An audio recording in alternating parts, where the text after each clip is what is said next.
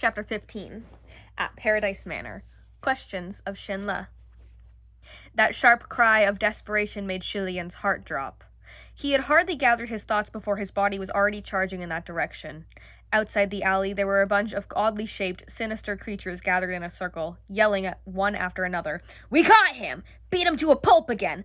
Fuck, how much food this little scumbag pilfered off me! I'm gonna slice the same of him! Every single bit!" Shi Qingsheng caught up. "Your Highness, what's going on?" Shilian didn't respond. He walked toward the group step by step, his pace growing in speed, and soon he broke into a run.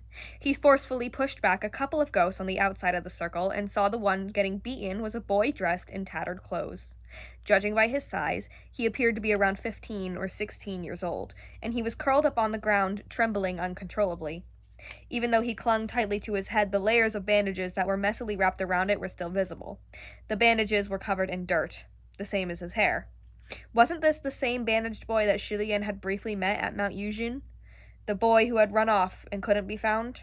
No wonder the Palace of Lingwen had been saying they couldn't find any trace of him. How could Heaven's Palace of Lingwen find him in the mortal realm if the boy had escaped to the Ghost Realm's territory?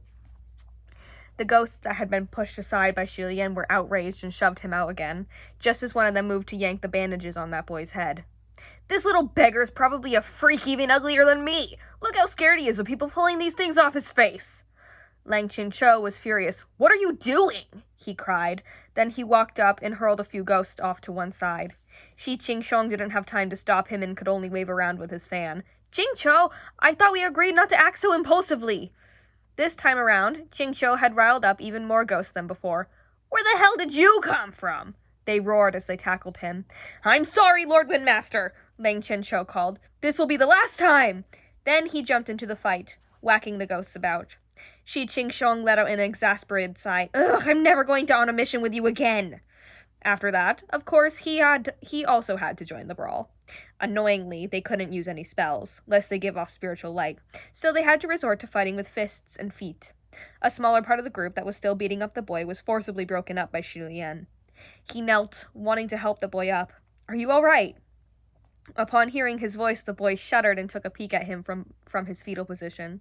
Now that Shilian could see his face, he finally noticed that the bandages wrapped around the boy's head were thoroughly drenched in blood, with patches of black and red. It was a frightening sight, in appearance more terrifying than when they had last parted. The two big eyes peeping out of the gaps between the bandages were wrapped, black irises against the white, unusually clear. And yet those ink-black eyes that reflected Shilian's silhouette were filled with terror. Shilian took the boy by the arm. "Come, stand up. Everything is fine now." To his surprise, the boy screamed, shoved Shilian away, leapt to his feet, and bolted. Since this boy had once been infected with human face disease, he must have a connection to the kingdom of Shinla.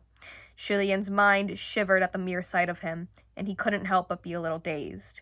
Caught off guard by the force of the push, even his bamboo hat fell to the ground. After the initial shock, he called out, "Wait!" Just as Shilian was about to give chase, the few ghosts that had pulled away earlier grabbed onto him. The boy headed down the street, which was livelier than ever. At the rate that he was effortlessly weaving through the groups of ghouls and ghosts with his small frame, he would disappear soon. It would be difficult for Roya to track down a person in this kind of setting. So in that split second of urgency, Shilian called out behind him, "My lords, I'll leave this matter with you. Let's separate for now. Go hide and we'll meet here again in 3 days at the latest." Roya slid out and sent those ghosts flying in the direction of the other two officials, while Shilian bent over slightly, picked up his bamboo hat, and set off running in the direction of the boy. He squeezed through the crowd with immense difficulty, shouting all the while, "Excuse me! Excuse me!" Because the boy had spent most of his life hiding and dodging in the mortal realm, escaping was practically second nature to him. His head could be seen in 1 second, then there was a shadow the next, and after that there was nothing more. He was getting farther and farther away. Shilian didn't know if it was getting trickier Shilian didn't know if it was his imagination, but he felt that the crowds on the street were getting thicker by the minute.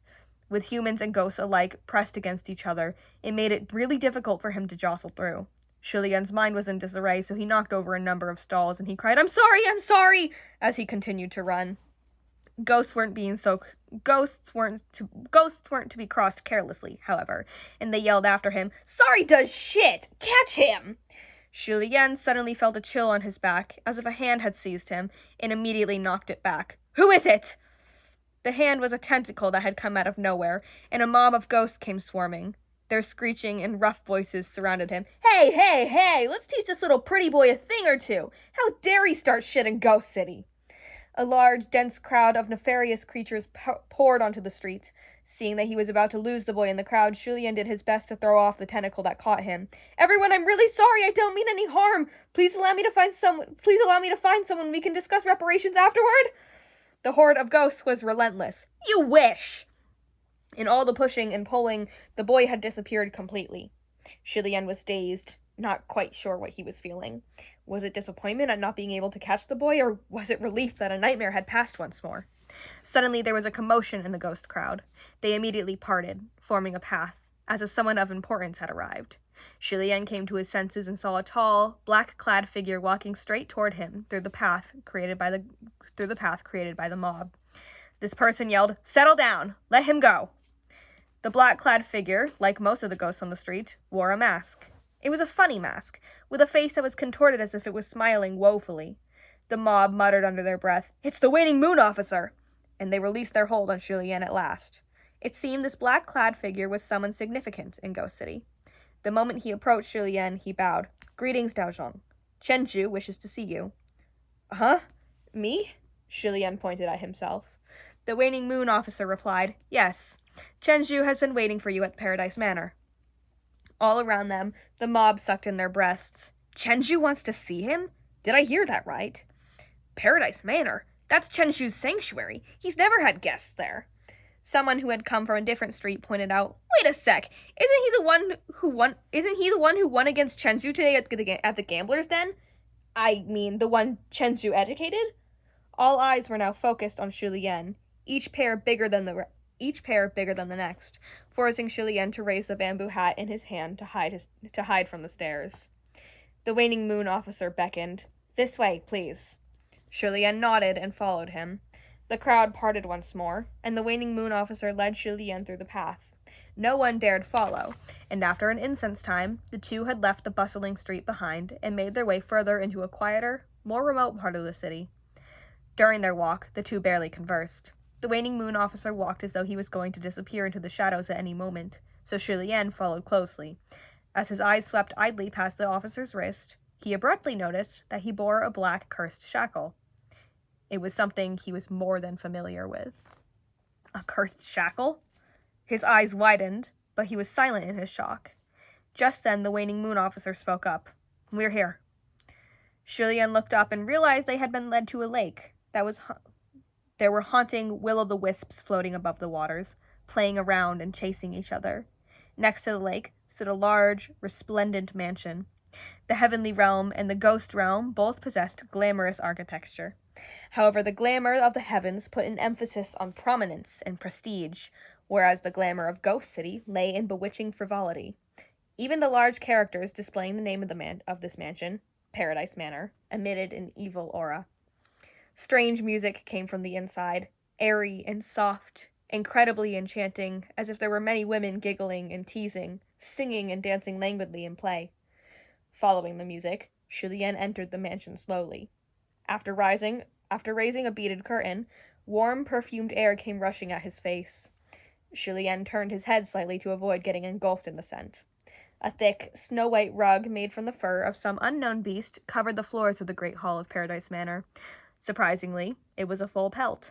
Many beautiful and captivating women, barefoot and clad in light silk, were unfurling their lithe limbs like blossoming petals, sensual and beguiling as they danced to their heart's content. The music he heard came from them. The ladies were spinning seductively, like bouquets of roses covered in thorns, blossoming in the deep night. When they spun over to Julien, they playfully teased him with their eyes. If any travelers walking in the night were to accidentally intrude upon this scene, it was hard to say whether they'd be more frightened or enchanted. However, when Julien scanned the main hall, his eyes went straight through those women to the person seated in the back. At the end of the great hall there was a large divan made of black jade, expansive in size. Upon it, over a dozen people could lounge. But there was only one man seated there, and it was Hua Cheng. There was a group of gorgeous ghost women dancing before him, but he didn't spare them any looks, only lazily keeping an eye on what was before him. In front of Hua Cheng was a small golden palace. It roughly resembled a heavenly palace, but on closer inspection, that little structure was built from thin sheets of gold foil stacked upon one another. He was also absent-mindedly twirling a piece of gold foil in his hand. Gold Foil Palace. Shilian had played this game often when he was a child. It was no different from village kids stacking rocks to build houses. When he was younger, he disliked separation by nature, and it didn't matter what it was. As long as the objects were placed together, Shilian would refuse to separate them. So whatever it was he built, he'd forbid anyone to touch it, and he always wished desperately that he could glue the fragile sheets together so that it never collapsed.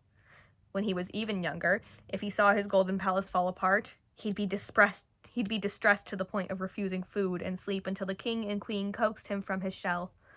The golden palace before him now was grand, made of hundreds of layers of foil sheets, and fragile like an egg, as if a gentle breeze could blow it down.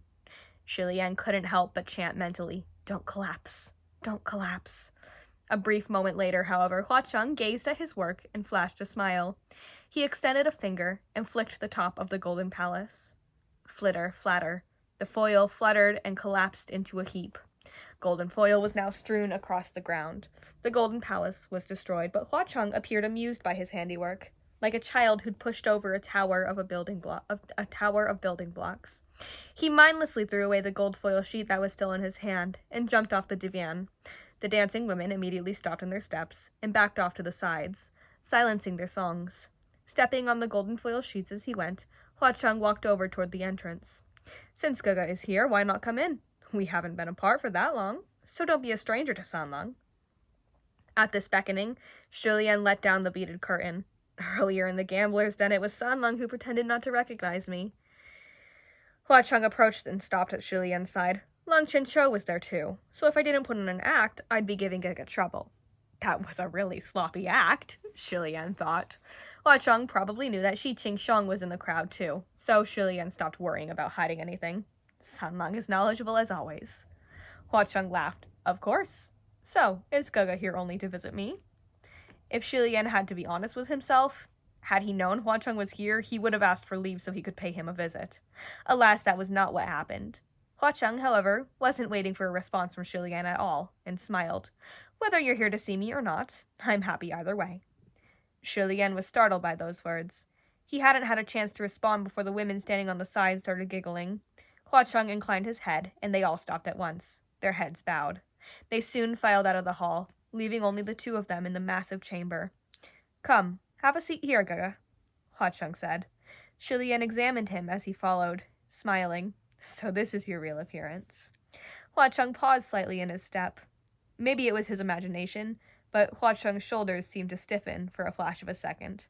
The moment didn't last, and Hua Cheng responded naturally. "I did say the next time we met I would greet you with my real appearance." Shilian grinned and said earnestly, "Not bad." Shilian's tone wasn't teasing or consoling. The words were very simply said. Hua Cheng gave a small smile back, and this time it was genuinely relaxed. They took a few more steps when Shilian suddenly remembered something important he'd wanted to confirm with Hua Cheng. He removed the silver chain from around his neck. "By the way," Shilian said, "did you leave this?" Hua Cheng glanced at the ring and smiled. "It's for you."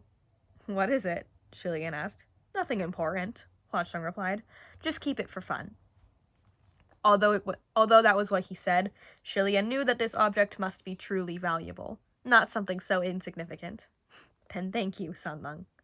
Seeing Shilian put the chain with the ring back around his neck, Hua Cheng's eyes shimmered brightly. Shilian looked around him. "Back at the gambler's den, you said we were going to Paradise Manor. I thought it was something like a brothel or the red light district, but this looks more like an entertainment hall."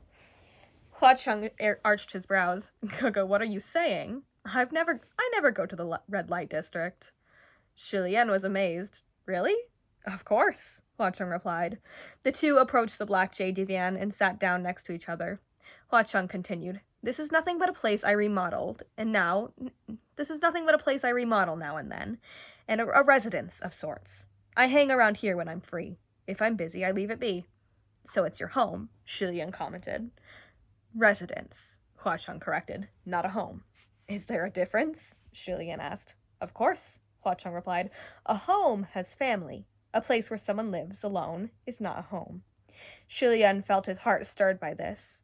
By that definition, it had been over 800 years since he had anything that could be called a home, although Hua Cheng had no trace of loneliness on his face. Shi Lian thought they were perhaps alike.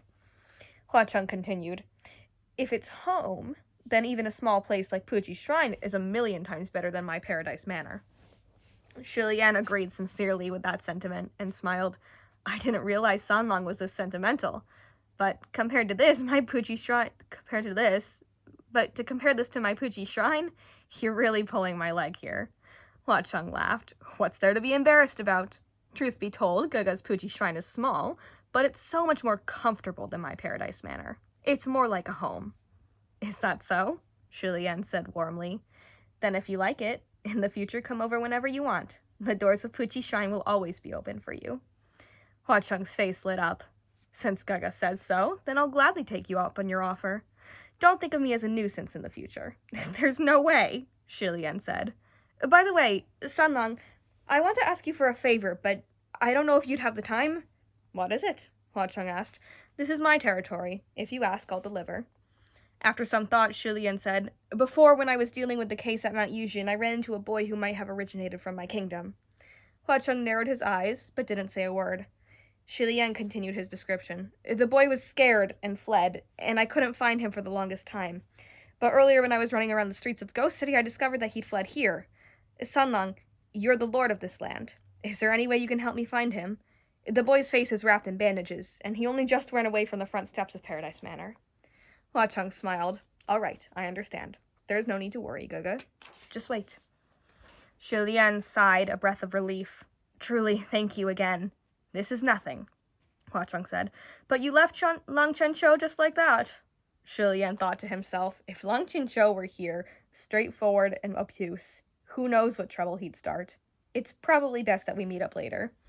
Shi Lian replied casually, "His Highness Tai Hua caused you trouble earlier at the Gambler's Den. Sorry about that." That slightly condescending smirk appeared on Hua Cheng's face again. "What are you saying? Who is he to even count as trouble?" "The things he broke," Shi Lian started, and Hua Cheng laughed. "For Gaga's sake, I'll clear his account. He can go around as he wishes, as long as he doesn't show his face in front of me." Shi Lian was amazed. "You don't care if there are heavenly officials frolicking about in your territory?" Could Hua Cheng really be that confident? Hua Cheng smiled. "Gaga might not know this, but while all three realms proclaim Ghost City to be a hell of corruption, a pandemonium, in reality, everyone wants to come to carouse. So many heavenly officials often pretend not to care or speak ill of this place, but behind everyone's back they often come in disguise and conduct unspeakable business. I've seen too much. If they don't stir up trouble, then I don't care, and if they do, then even better, because I can wipe them out all at once." It wasn't that His Highness Tai Hua was trying to cause havoc on purpose. It was just that, after seeing a round of that sort of bets go down, he felt he had to stop it. He acted on impulse, Shi Lian explained. "That's his lack of experience," Hua Cheng said impassively. "Humans are all the same. When given the choice between gaining 10 extra years of life or cutting their enemy's life 10 years shorter, they pick the latter without hesitation." He then crossed his arms. "That an idiot like Lang Chenchou can ascend? The heavens are truly lacking in humanity." Shi Lian rubbed his forehead, feeling a little guilty. "You can't say it like that. After all, someone like me ascended 3 times. After some hesitation, Shi Lian spoke up again. "Sanlong, it may be out of line for me, but I still have to say it. That Gambler's Den of yours is incredibly dangerous. Won't it blow up in your face one day? A place that allowed the betting of sons and daughters and people's lives, granting wishes for others, sudden death. It was dreadfully sinful. Never mind a little brawl. If one day the bets got out of hand, the heavenly realm wouldn't be able to stay on the sidelines." Hua Cheng gave him a look. "Your Highness, did you ask Lan Chenchou why he had to jump into that mess?" Shi Lian was slightly taken aback, not quite understanding the intent of the question. Hua Cheng continued, "I bet he must have told you that if he didn't do it, no one else would. He was amazingly on the mark, obviously having seen through Lang Chenchou." "That's indeed what he said," Shi Lian admitted. "Then I'm the complete opposite," Hua Cheng said. "If I don't control a place like this, then someone else will. I'd rather that person be me." Shi Lian knew when to back down, and he nodded. "I understand. It seemed although Hua Cheng was the sentimental sort, he also cared more about control and power than Shi Lian realized. Hua Cheng continued, "Nonetheless, thank you, Gaga, for your concern." Just then, Shi Lian heard a voice from the door. "Chenju, I've brought him." Shi Lian looked to the front entrance and saw the waning moon officer from before, bowing just beyond the beaded curtain. In his arms, he held none other than the ragged boy in bandages.